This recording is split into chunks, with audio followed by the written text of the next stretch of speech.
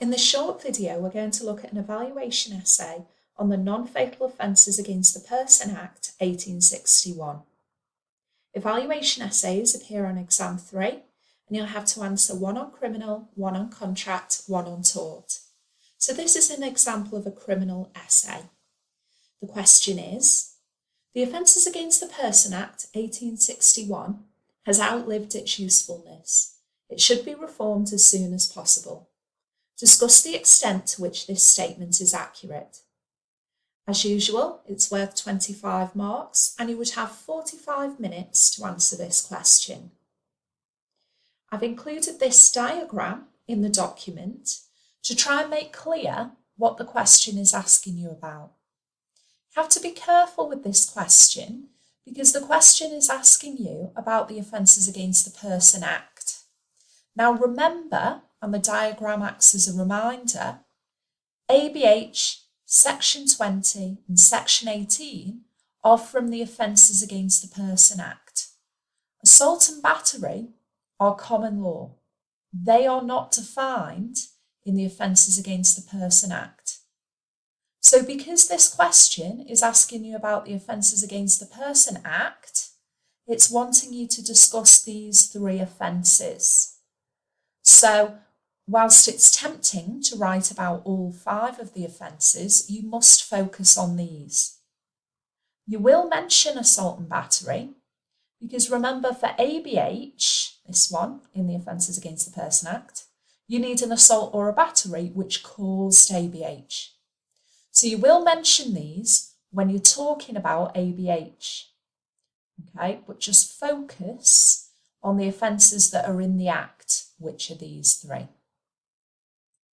Remember also that this is an evaluation essay, so you get 10 marks for AO1, saying what the law is, but you get 15 marks for your AO2, evaluating the law.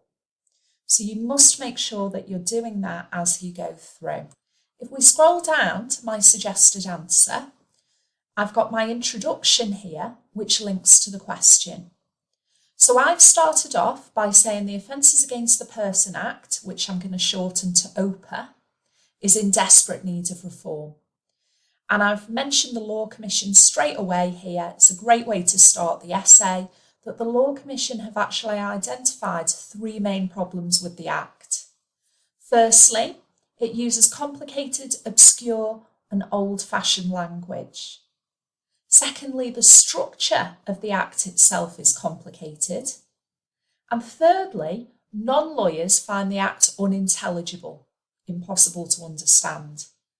And I've got a little quote here from Professor Smith. Professor Smith has described the law on non-fatals as a, quote, ragbag of offences put together with no thought to substance or form. You can see that is a lovely introduction there, which makes it clear to the examiner that you are tackling that question. You're not just writing everything you know about non-fatal offences. So you've identified that there's 3 key problems and it's a bit of a ragbag.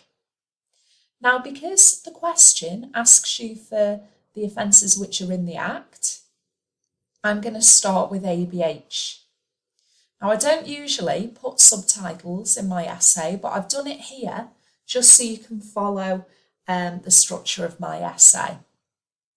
So I've started off with the definition of Section 47 ABH.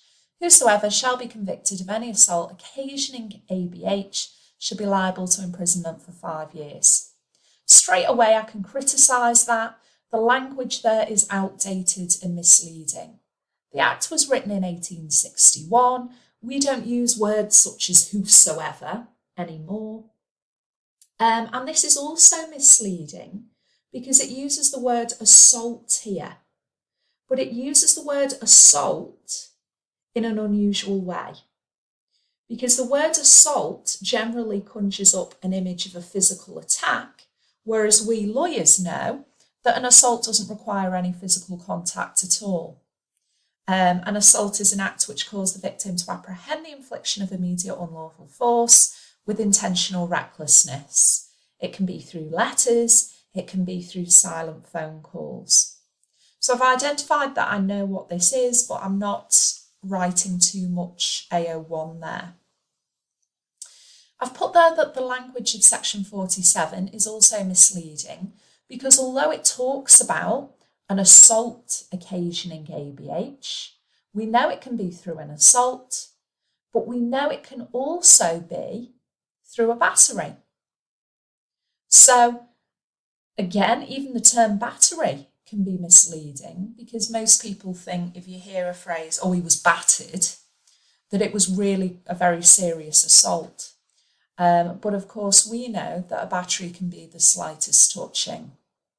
So what I'm doing here is pointing out that this language, assault, battery, all of it's very misleading, and this is problematic. So it says that it is an assault occasioning ABH. Let me correct that spelling there, sorry about that. So the word occasioning or occasioned has also been unclear. We generally take it to mean caused. And the phrase actual bodily harm is also unclear. Was defined in Miller as any hurt or injury calculated to interfere with the health or comfort of the victim. That's very broad. It's covered psychiatric injury, even cutting off someone's hair. But you could argue there that the Victorian draftsman who wrote the 1861 Act probably didn't expect psychiatric injury would be covered, and certainly not cutting off someone's hair. At the time this act was created, I imagine the Victorian draftsman would have imagined, typical punches, stabbings, that sort of thing, not these more modern injuries that the Act is now having to cover. I've put there that the hierarchy of the offences has also been criticised because the lower level offences of assault and battery carry a maximum of 6 months, but section 47 can carry 5 years.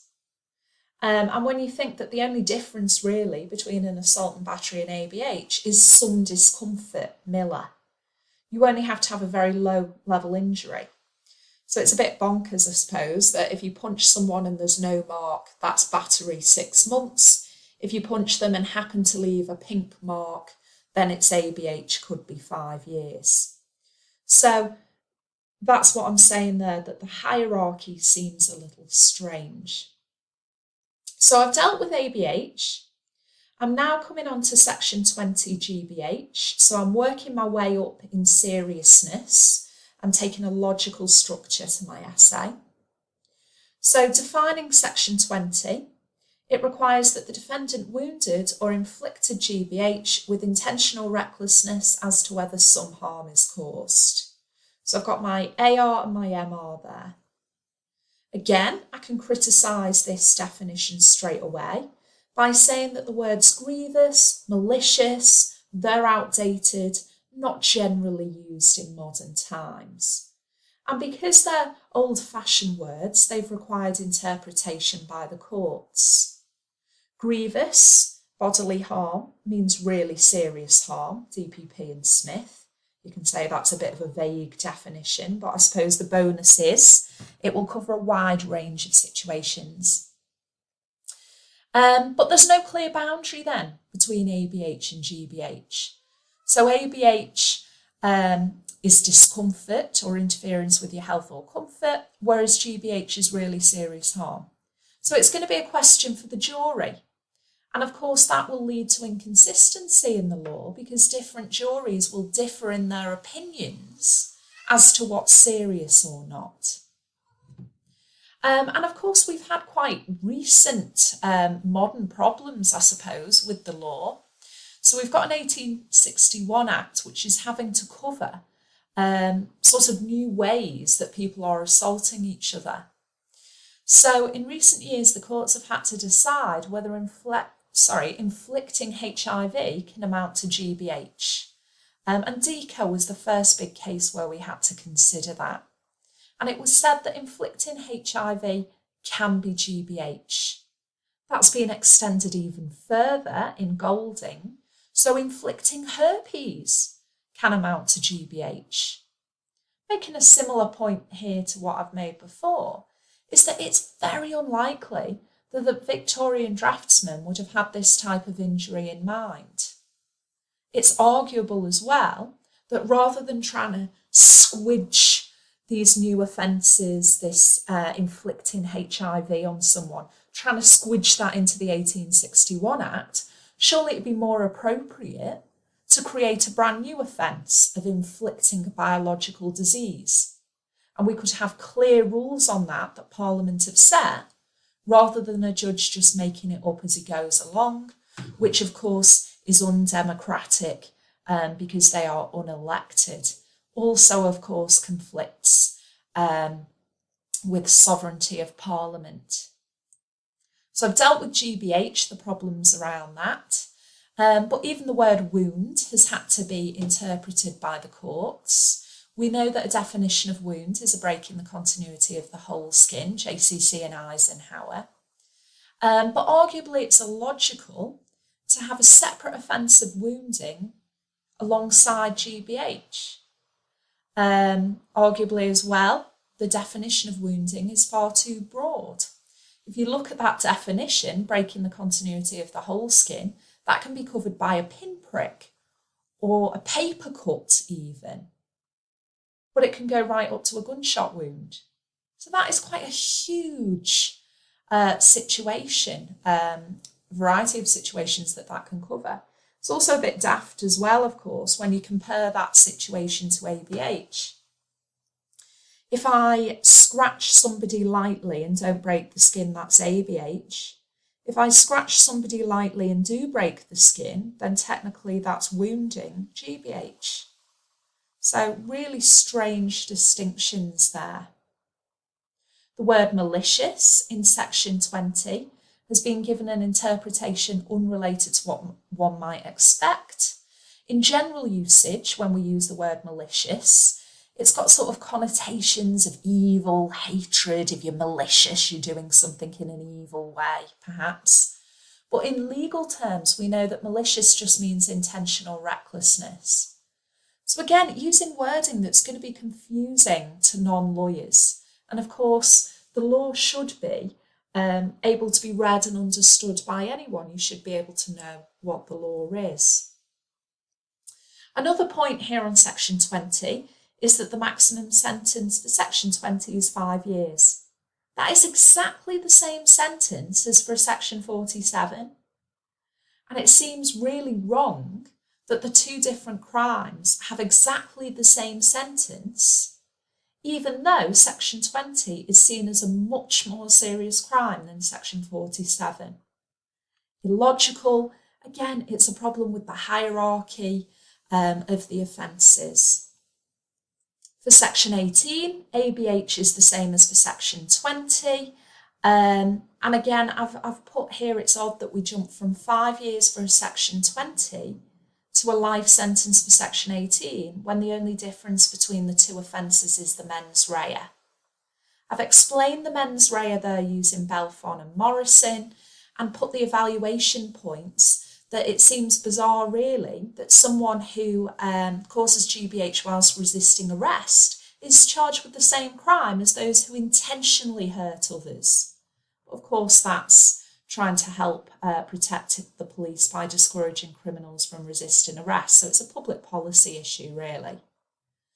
Further criticism is the effectiveness of the offences. Lots of them happen on a day-to-day basis, will go unpunished, might not be reported, might not be prosecuted. There's been real issues around domestic violence. Often the CPS will charge for a lower offence just in order to get a conviction. All difficulties surrounding this area. In terms of wrapping up my conclusion, I've ended there by saying that the Law Commission has made many proposals on how to reform the law. The most recent one contained in the 2015 report, and it recommended replacing the old-fashioned Offences Against the Person Act with a bill that they first put forward in 1998. That would structure the law more, logically, and would make it easier to understand. So that would be a real improvement. As yet, none of these proposals have been adopted.